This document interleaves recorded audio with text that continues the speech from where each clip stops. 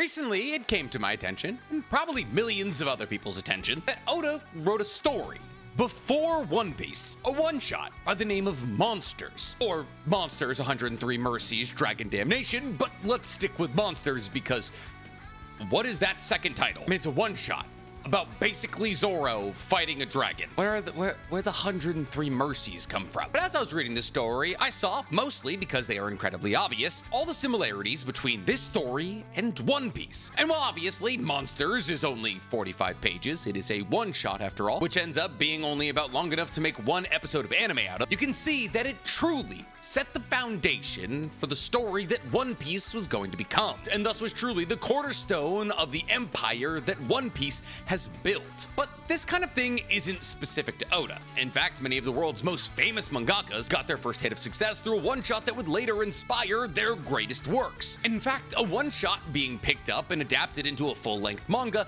is how each and every single one of the big three got their start. Which is why today I want to walk through all of the prolific stories that began their journey with a one-shot, and I want to cover what those one-shots were about and how those one-shots were different from the story they would later be adapted into, which is why today we're talking the best manga you've never read. Before we get to talking about a bunch of underground, unread stories that influenced some of the biggest cultural and literary changes in the last 2 decades, guys, please, for me, like this video, subscribe to the page, and hit that noti bell. And if you love the idea of me diving deep into your favorite anime and manga, then you're gonna love my anime podcast, Otaku's Anonymous, where me and Danny Mata break down everything that happened in anime and manga this week. It's available on YouTube, Spotify, and Apple Podcasts. And if you guys want to look like somebody who's read all the one-shots that inspired all the biggest manga, go ahead and meander into my merch store, otakusanonymous.net, where you can pick up some of the greatest anime t-shirts, sweatshirts, and sticker packs known to man. Now, there's really no specific way to start this video. I mean, I guess I could rank the one-shots of the manga they later became in terms of personal enjoyment, but that's subjective. And it's also been a long time since I read a lot of these one-shots. So I'm just gonna go through some of the most important one-shots that were adapted into manga chronologically. And therefore, the first manga that we're gonna be talking about that got its start through a one-shot is a story that paved the way for Dragon Ball, the first ever worldwide popular anime and manga, Fist of the North Star. And while I'm acutely aware that the majority of the people watching this video have never seen or read Fist of the North Star, just know that Fist of the North Star was Dragon Ball before Dragon Ball was Dragon Ball. It is, in my mind, the first ever manga/anime to have a prevalent Western following. And while Dragon Ball arguably did more for the anime and manga community than Fist of the North Star ever did, I do believe that Fist of the North Star walked so that Dragon Ball could run. Now, Fist of the North Star's one-shot is named Fist of the North Star, which you'll see is a bit of a trend. And the Fist of the North Star one-shot came out in April of 1983 and told the story of our main character, Kenshiro Kasumi, whose entire goal over the 45-page one-shot was to battle against his rival martial arts school. See, Kenshiro was a practitioner of Hoto Shinken, which in the Fist of the North Star universe is a martial arts that focuses on striking somebody's pressure points. However, there was a rival school that practiced a similar martial art known as the Taizanji Kempo, and therefore for Kenshiro to show the world that his Hoto Shinken was the greatest pressure point striking martial art on Earth, he had to go to that rival school and beat everybody there. However, things veer for the worse when the Taizenji send an assassin to kill Kenshiro's girlfriend, and Kenshiro is framed for that murder. And thus, in the second chapter of the one-shot, yes, I'm aware that it has 2 chapters even though it's a one-shot, Kenshiro has to break out of prison to go battle against the Taizenji Kempo, and now he's got a real reason to take them down. Now, for the 4 of you who have read or watched Fist of the North Star, you'll be scratching your head and wondering, when did Kenshiro get a last name? And the answer is, well, he had one in the one-shot, but they cut it for the manga. So Kenshiro Kasumi was no longer Kenshiro Kasumi, but just Kenshiro. And this isn't the only change that happens between the one-shot and the manga. See, after the second volume of the one-shot, once again, weird, the Fist of the North Star as a manga story starts. Kenshiro loses his last name, the Taizanji Kempo become the Nanto Shinken, and the story switches to a post-apocalyptic world. And thus, the story of the Fist of the North Star kind of restarts anew. But we still follow Kenshiro, who's trying to essentially defeat a rival pressure point poking martial arts school on his journey to a Moewa Shinderu, his way to victory. So the basis for the story of the Fist of the North Star was absolutely found in the one-shot. It's just that between the one-shot and the manga, the post-apocalyptic setting was added. Right after the Fist of the North Star's one-shot was released, and I mean right after, there was another one-shot making its way around Japan. And while it was about martial arts, it wasn't about pressure points. This one-shot I'm talking about is, of course,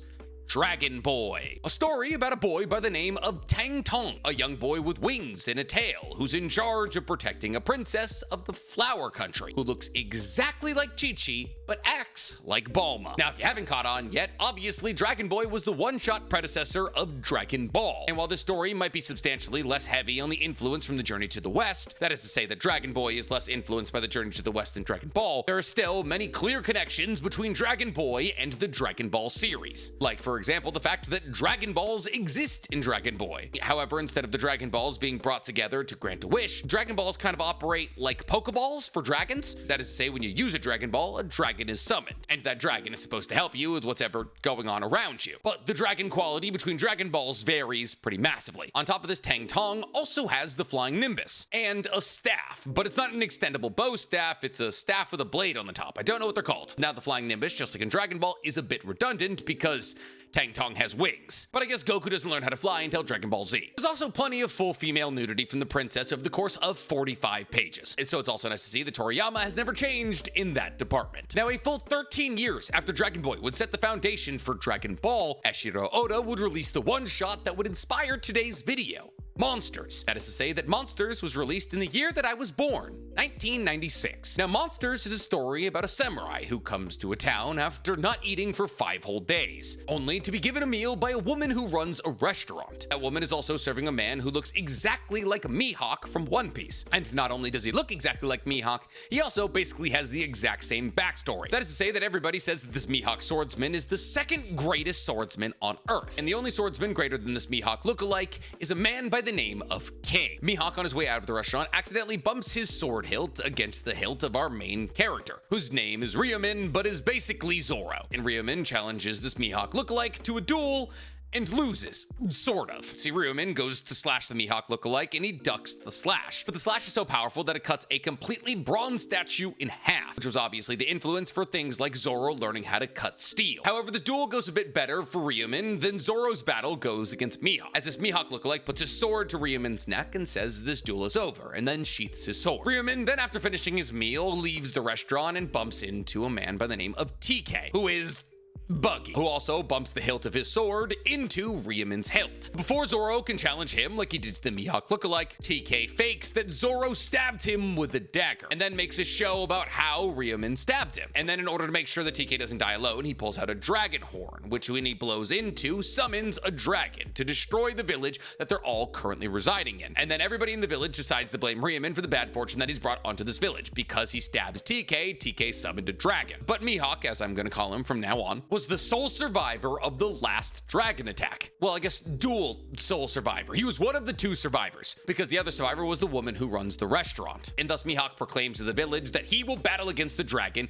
like he did last time and save the city. But everybody still leaves the city because they don't want to be there when the fire and the swords start flying, which leaves only 2 people left in the city: Ryumin and the restaurant owner, who happen to see TK and Mihawk stealing all of the valuable goods from the entire village before the dragon comes to destroy it. Then it's at this point that it's revealed that they were responsible for the last dragon attack and the death of the woman who runs the restaurant's parents. So Ryumin cuts them both down and then kills the dragon that's about to burn down the village, at which point it's revealed that he is king, Ryumin D. King. But nobody knew he was king because he went by his first name, Ryu. Now, the character design similarities between monsters in One Piece are obvious, and the motivations of Ryumin to be the strongest swordsman and to fight to protect those around him are very clearly the core tenets of Zoro. But on top of this, the will of D may be a direct reference to Ryumin D. King, as Oda was already establishing before the creation of One Piece that having D in the middle of your name meant you have that dog in you. On top of this, to a lesser known extent, when Zoro kills the dragon in Punk Hazard by decapitating it, it is almost a 1-to-1 replica of Ryumin decapitating the dragon in Monsters, done in One Piece almost 10 years later. And thus, while it's hard to say that a 45-page story influenced the entirety of One Piece, there's definitely some key moments that Oda decided to take from this story to put into One Piece later. After One Piece's one-shot, we have Naruto's one-shot, which aired in, get this, Akamaru Jump in 1997. Now, in this one-shot, Naruto is not a young boy possessed with the soul of a demon fox, but is instead a young spirit fox trying to live out his life as a young boy. But he is the son of a fox spirit that destroyed the village that he's growing up with a couple years prior, and thus everybody in the village is naturally very distrustful of him because they're afraid that he might end up like his father. And thus, because everybody's incredibly wary of him and therefore he doesn't have many friends, Naruto is incredibly rambunctious and loves to prank the villagers that he lives with, and also loves ramen. But the reason that Naruto is growing up in this village is because the village elder took pity on it as he was abandoned by his evil fox spirit father. And thus the village elder raises Naruto as his own, and he teaches him ninja techniques in hopes that the human connection that he makes with people like the village elder and the people in the village will help him not turn out to be like his father. But to truly ensure that that doesn't happen, the village elder, after teaching him ninja techniques, sends him off to the nearest big city in hopes that being in a bustling community where nobody knows that his father was an evil fox spirit, that Naruto could begin to make friends. But when he gets there, after sitting down at a ramen shop, he comes across a washed up artist who's absolutely hammered, and thus the ramen shop owner gives Naruto an additional bowl of ramen to get the artist home. At which point, after dropping off the artist at his apartment, Naruto gets framed for the murder of said artist, who has been tasked with restoring an incredibly valuable piece of art to the city. And thus the rest of the 45-page one-shot is Naruto trying to find the person who actually committed the murder and return the incredibly valuable piece of art that was stolen from the artist's apartment, which he's able to accomplish using his ninja techniques and by unveiling his nine-tailed true form. And the story ends with Naruto realizing that making friends is one of the most important things you can do on Earth. So while the stakes of Naruto's manga might be a lot higher than the one-shot, the influence is rather obvious, which leaves just one final entry from the big three: Bleach, whose one-shot and manga are probably the most similar out of any of the stories we're going to talk about today. Bleach's one-shot still follows Ichigo, who has black hair as opposed to orange, as Ichigo becomes a Soul Reaper after stumbling upon Rukia battling against a Hollow. However, when Rukia transfers her Soul Reaper powers over to Ichigo, instead of just becoming a regular girl, she shrinks down to the size of, and I quote, a pack of cigarettes, which makes me believe that Tite Kubo's original plan for Rukia was to make her a Tinkerbell / Puck type character who is gonna float around Ichigo's ear and tell him about how to be a Soul Reaper. And for the first couple of days of being a Soul Reaper, Ichigo does the easy parts of soul reaping, which is sending souls to the Soul Society. However, instead of stamping a soul's forehead with the butt of his sword, Ichigo gives the souls tickets to the Soul Society, which I guess, it makes sense, I guess. But really, the biggest difference between the manga and the one-shot is that in the 45 pages of the one-shot, the major point of the plot is that Ichigo is protecting a newly deceased Orihime from her hollified brother, because her hollified brother is trying to eat Orihime's soul because Orihime didn't pray enough for him after he died, which is very similar to the plot of Bleach. It's just Orihime's not dead in the Bleach manga. And while I've been very vocal about the fact that I wouldn't have minded if Orihime was around less in the Bleach manga, I can admit that keeping Orihime alive was an overall good choice by Tite Kubo. But Ichigo does look kind of sick with black hair. I mean, I think we all knew that from his final Getsuga Tensho form, but still. And it's a possibility that Ichigo's final Getsuga Tensho form was inspired by his one-shot look. But it's probably more inspired by the fact that it's a combination of Ichigo and Yahaba who lives inside of his Zanpakuto. Man, I haven't talked about Bleach in a while. I forgot how many made-up words there is. But Bleach isn't the last story that we're going to be talking about, because while it was kind of the standard between the 80s and the early 2000s that a manga started as a one-shot, unfortunately as time has passed, those traditions have begun to fade a little bit, as a lot of manga nowadays start as web novels. But that doesn't mean that the tradition is entirely gone, because last but definitely not least, because the one-shot we're about to talk about is my favorite out of all of the one-shots on this list, we have a one-shot from the evil genius himself, Tatsuki Fujimoto. Because before Fujimoto wrote Chainsaw Man, he wrote numerous fairly successful one-shots, but one was more successful than all the others, and that one would later heavily influence the story of Chainsaw Man. Ironically, not until very deep into Chainsaw Man's run. This one-shot is called Naota of the Prophecy, and it follows the story of a boy by the name of Kenji, who's taking care of his sister Naota, who's born, at least by the world's estimations,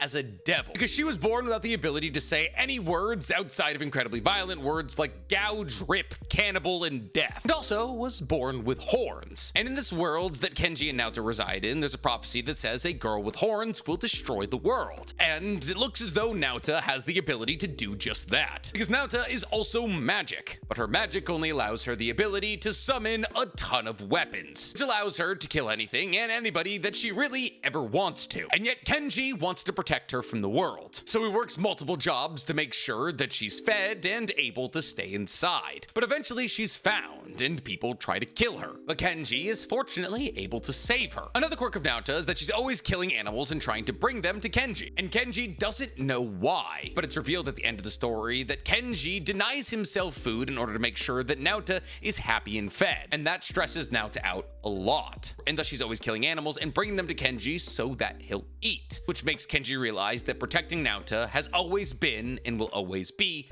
the right thing to do. Now obviously, Kenji is Denji, and Naruto is, well, Naruto, who doesn't show up until part 2 of Chainsaw Man, which happens about 100 or so chapters in. And Naruto is now effectively the little sister of Denji, and is also the newest iteration of the Control Devil. And therefore, Denji and Naruto's relationship is very similar to the relationship of Kenji and Naruto, down to the fact that both Kenji and Denji throw what they want out the window in order to make sure that Naruto is as comfortable as possible. And the only real difference is that the horns ended up on power. And with that, that's all of the prevalent one-shots that have inspired some of the most popular anime and manga in existence. I mean, that's not all of them, but that's the end of my list. I'm actually 98% certain that Gintama also originally had a one-shot that then later became Gintama, but I haven't read Gintama's one-shot, so I couldn't keep you informed as to what it was about or how it's different from Gintama. But if you guys find this topic as fascinating as me, then please tell me about your favorite one-shot in the comments down below. And while you guys are down there, please, for me, like this video, subscribe to the page, and hit that noti bell. I guess I'll